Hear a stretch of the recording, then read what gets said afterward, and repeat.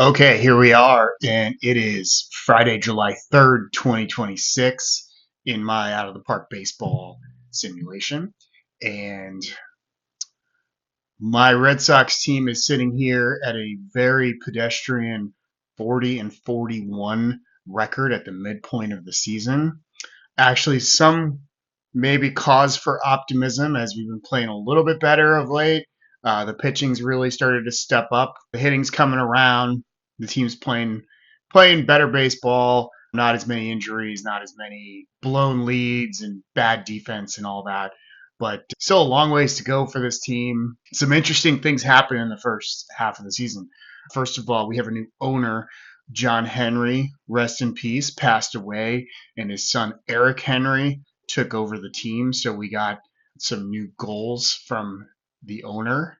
I've played simulations through a couple of these ownership transitions, and I have to say I don't love it. The transition can be a little random, and I've had times where I've gone from having an owner who's very fixated on spending money and trying to win to owners who just want to pull a profit out of the team or just have unrealistic expectations. So we'll see how that goes. But definitely a curveball I wasn't expecting this season.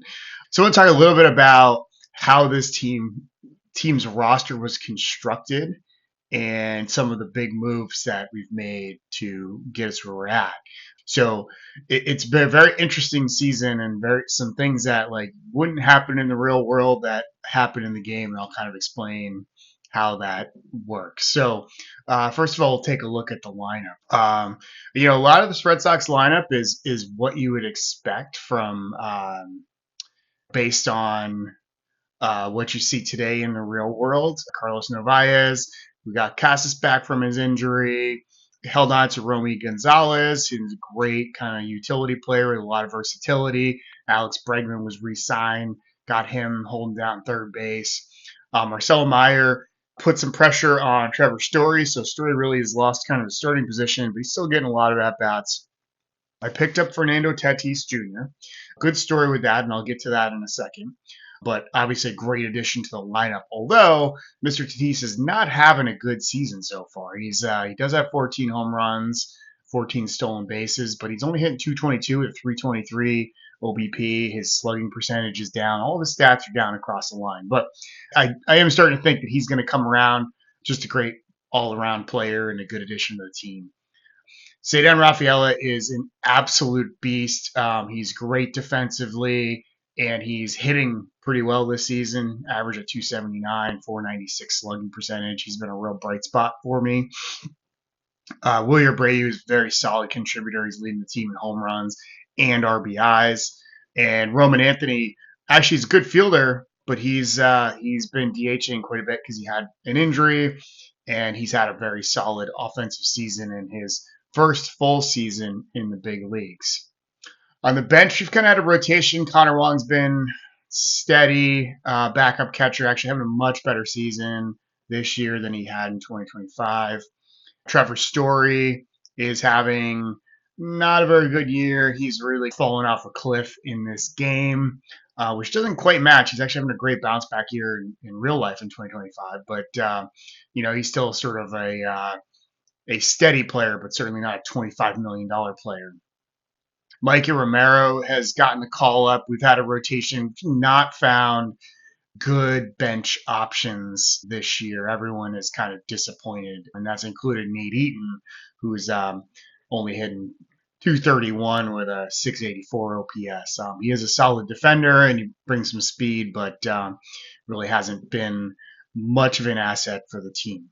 So I mentioned Tatis. So Tatis, this is a great story. So in the offseason, had a goal to sign a top level closer and a top level right-handed bat. So we had actually pretty good names on the market. Pete Alonso was a target, as well as Diaz from the Mets as a closer. And I did something kind of stupid. I traded, instead of targeting those guys, I signed Ha-Joon Kim, who is a fictional player who came on the market as a international free agent. And I loved his stats. I loved the potential of this guy who was just going to be a beast of a right-handed hitter in my lineup. You see his stats. He's on target for 34 home runs and 384 OBP. So pretty solid player, right? But I didn't scout him very well, and I did not look at the personality attributes. So you see here, he's got a low work ethic, he's low adaptability, he's got a low baseball IQ. Those are red flags for me. I usually don't draft guys like that. I usually don't sign free agents like that, and I certainly don't make them my big target. I did that in the 2025-26 offseason. Guess my OTP skills were a little rusty, wasn't really paying attention, and I signed him. And he had not a great start, not a terrible start, not a great start for the team. But out of the gate, the whole team was just lackluster and not firing all cylinders. And I had this fear that I just signed this guy who's basically a permanent DH for way too much money, and he wasn't playing well and wasn't meshing with his team, and he brought bad chemistry to the clubhouse. So, being the reactionary George Steinbrenner type that I am, I decided to see what I could get in the trade market. I also signed another player who I actually have always liked, and I don't know why I signed him other than I've always liked him, was Gleyber Torres. So I signed Gleyber Torres as well. And he was off to an awful start. So here's this guy I signed, reasonable contract, but, $70 million contract. And he was just stinking up the joint in 155 to 256 OPS. Good work ethic, good team guy, but not like sensational player. Off to a terrible start. And he also was blocking some of the guys I had in the minors. So I think I should have signed Torres and maybe Pete Alonso, or maybe just targeted Alonso and not worry about Torres. But I kind of got caught in between, made some offers to a bunch of guys, had this one accepted, and then I was stuck with a player. Now, this trade, when I looked at it, and going back to the trade here, I picked up Fernando Tatis, who is an absolute stud in the prime of his career, and he is signed to a long-term contract. He's also got great personality attributes, and I I traded for a few minor league players with some decent talent. So, in particular, this guy, Cabarrus Tears, has been solid. Wilder Patino is good defensively, a lot of speed. JD Gonzalez has been a solid catcher, putting up decent numbers in rookie league ball. I didn't necessarily need those prospects, but I was able to have them packaged in with a deal.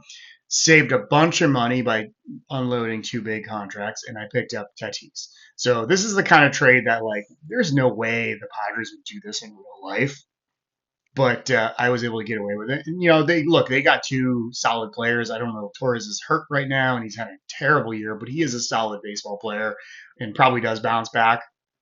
And Kim, he's got the attributes of a future Hall of Famer, but he's also not a workhorse, and not adaptable, and doesn't seem like a great teammate. So I dumped him and got Tatis, which I think was a great move for us.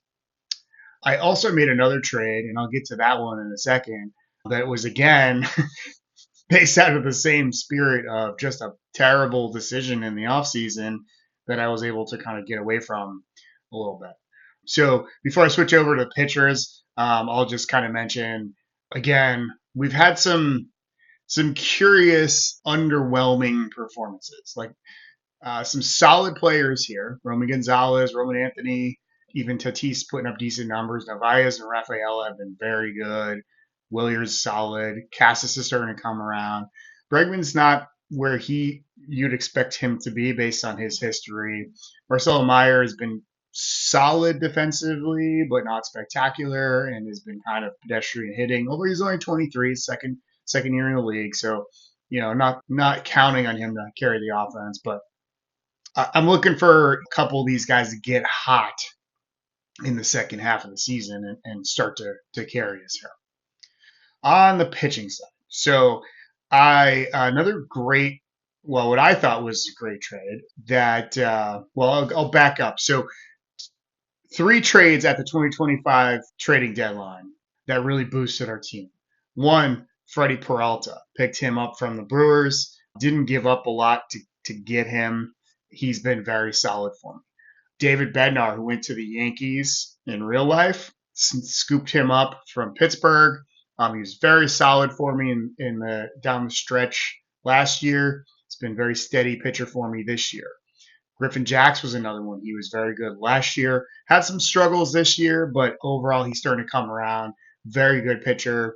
Got him signed for a few years. Feel good about that.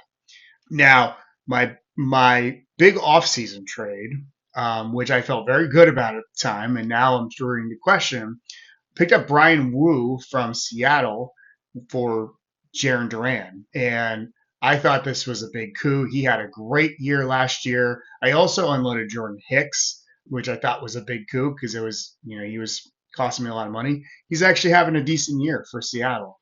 But all things considered, Duran and Hicks for Wu felt like a great addition, dumped some salary with Hicks, and thought I was getting a great pitcher. He had a great year, 15-8, a 2.85 ERA, 187 strikeouts, a 1 WHIP in Seattle last year.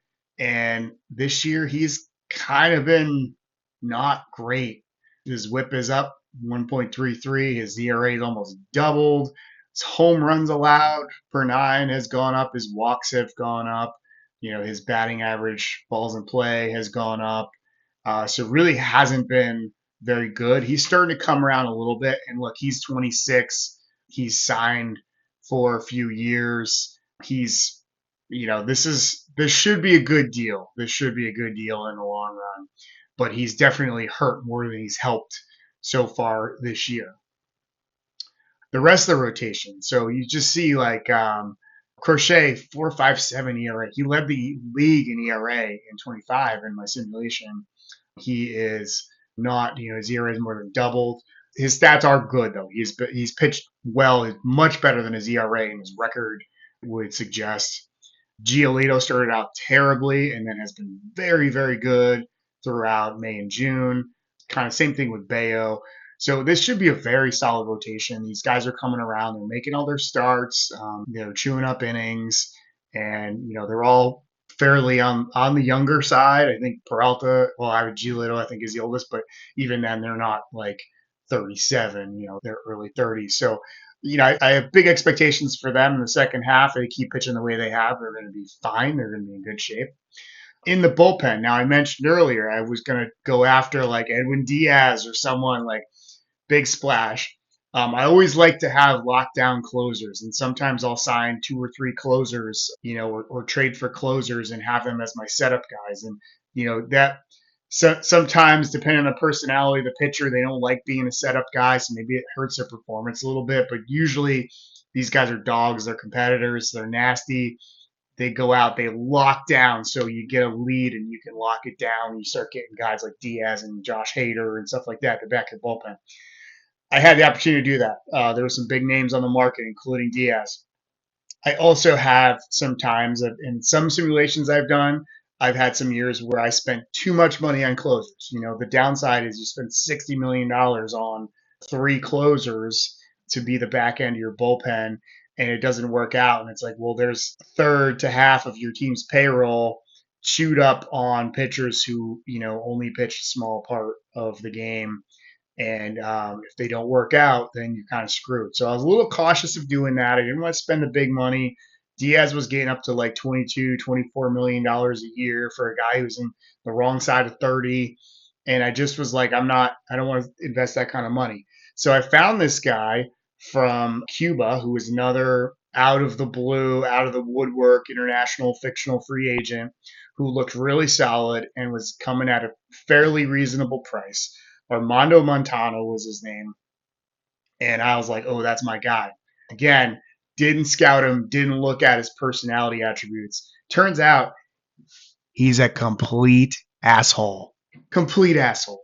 Bad guy. So he was like yelling at fans, yelling at coaches. People, I was getting, notes about the team complaining about him.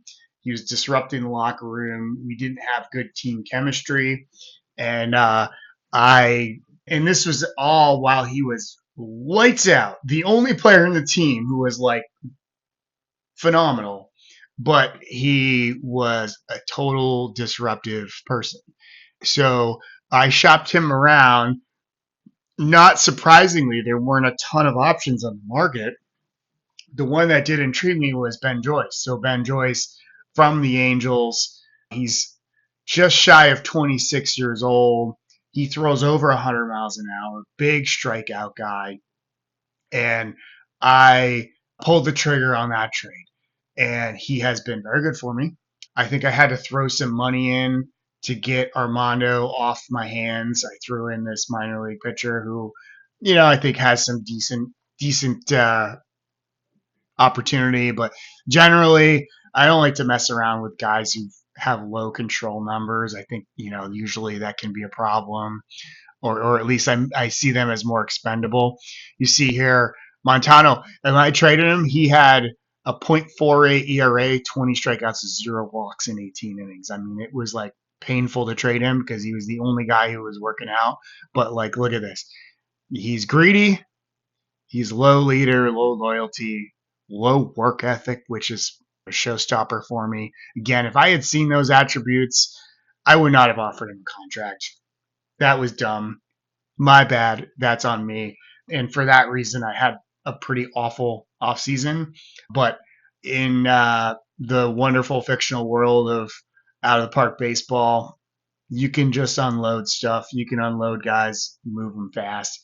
I did that with Montano, and I don't regret it, even though he's having a good year. He might be the best reliever in baseball this year, but I can't have that bad attitude on my team. So I do have, the team chemistry thing is funny for me. I don't know, I don't know objectively how it works, but I will say that in the years I've played it, I played this game.